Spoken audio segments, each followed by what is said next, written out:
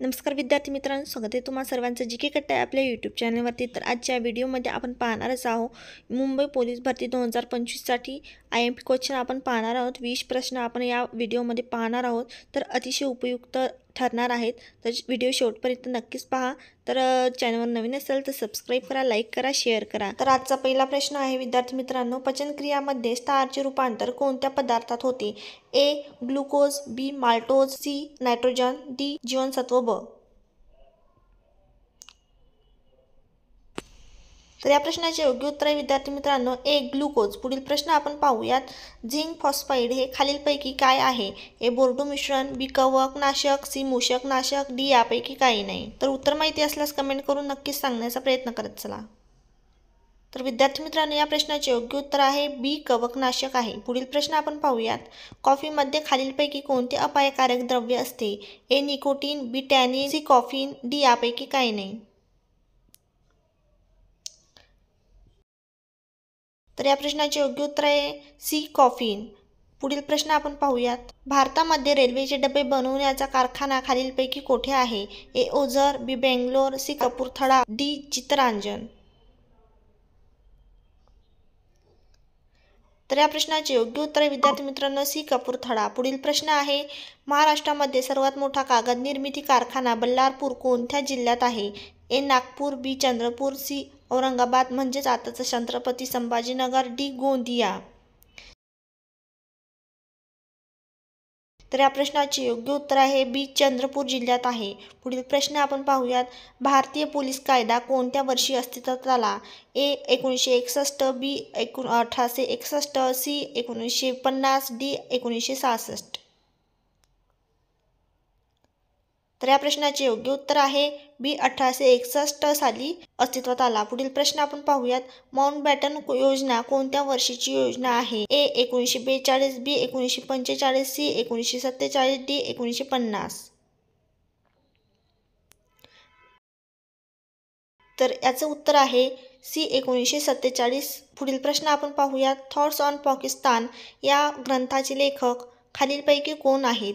A Mahatma Gandhi, B Mahatma Jyotiba Phule, C doctor Babasaheb Ambedkar, D Karl Marx. तर या प्रश्नाचे योग्य उत्तर आहे C डॉक्टर बाबासाहेब आंबेडकर. पुढील प्रश्न आपण पाहूयात. नवे मंगळूर पश्चिम किनाऱ्यावरच एक महत्त्वपूर्ण बंदर कोणत्या राज्यात आहे? A Karnataka, B Maharashtra, C Goa, D Kerala. चला तर विद्यार्थी मित्रांनो या प्रश्नाचे योग्य उत्तर आहे D केरळ राज्यात आहे. पुढील प्रश्न आपण पाहूयात. बुलंद दरवाजा फतेपूर सिक्री खालीलपैकी कोणत्या राज्यात आहे? A Madhya Pradesh, B Uttar Pradesh, C Bihar, D Rajasthan. तर विद्यार्थी मित्रांनो या प्रश्नाचे योग्य उत्तर आहे B उत्तर प्रदेश राज्यात आहे. पुढील प्रश्न आपण पाहूयात. झेलम नदीच्या काठावर खालीलपैकी कोणते शहर वसलेले आहे? A Ayodhya, B Kolkata, C Srinagar, D Leh. उत्तर माहिती असल्यास कमेंट करून सांगा. तर या प्रश्नाचे योग्य उत्तर आहे श्रीनगर. पुढील प्रश्न आपण पाहूयात. कान्हा राष्ट्रीय उद्यान कोणत्या राज्यात आहे? A Karnataka, B Madhya Pradesh, C Jharkhand, D Chhattisgarh.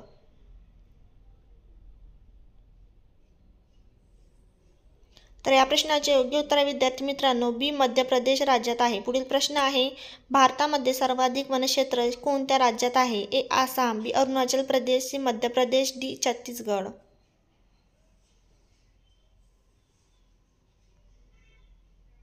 तर विद्यार्थी मित्रांनो या प्रश्नाचे योग्य उत्तर आहे C मध्य प्रदेश या राज्यामध्ये आहे सर्वाधिक वनक्षेत्र. पुढील प्रश्न आपण पाहूयात. पटना हे शहर खालीलपैकी कोणत्या नदीच्या काठावर वसलेले आहे? A Ganga, B Yamuna, C Brahmaputra, D Hubli. तर विद्यार्थी मित्रांनो या प्रश्नाचे योग्य उत्तर आहे A गंगा. पुढील प्रश्न आपण पाहूयात. रॉकी पर्वतरांग खालीलपैकी कोणत्या खंडात आहे? A युरोप खंड, B आफ्रिका, C उत्तर अमेरिका, D आशिया खंड. तर या प्रश्नाचे योग्य उत्तर आहे C उत्तर अमेरिका. पुढील प्रश्न आहे. भारतामध्ये पहिला पोलाद कारखाना कुल्टी कोणत्या राज्यात सुरू झाला? A Orissa, B Rajasthan, C Chhattisgarh, D पश्चिम बंगाल.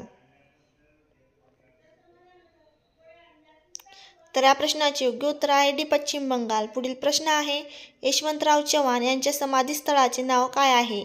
ए शांतिवन, बी वीरभूमी, सी प्रीतिसंगम, डी किसान घाट. तर या प्रश्नाचे योग्य उत्तर आहे सी प्रीतिसंगम. पुढील प्रश्न आपण पाहूया. डॅप्थोरिया हा रोग खालीलपैकी शरीराच्या कोणत्या भागाला होतो? ए मेंदू, बी डोळा, सी गळा, डी त्वचा. तर या प्रश्नाचे योग्य उत्तर आहे सी गळा. पुढील प्रश्न आपण पाहूया. जागतिक आरोग्य संघटना स्थापन खालीलपैकी केव्हा झाली? ए 7 एप्रिल 1945, बी 7 एप्रिल 1946, सी 7 एप्रिल 1947, डी 7 एप्रिल 1948.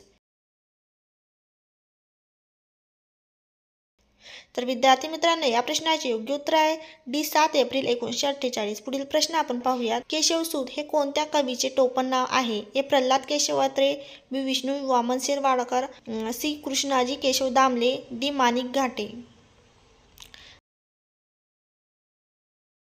तर या प्रश्नाचे योग्य उत्तर आहे सी कृष्णाजी केशव दामले. तर विद्यार्थी मित्रांनो, आजचे प्रश्न तुम्हाला कसे वाटले ते कमेंट करून नक्कीच सांगायला विसरू नका. आणि चॅनलवर नवीन असाल तर सबस्क्राईब करा, लाईक करा आणि शेअर करा, जेणेकरून तुम्हाला पुढील व्हिडिओचं नोटिफिकेशन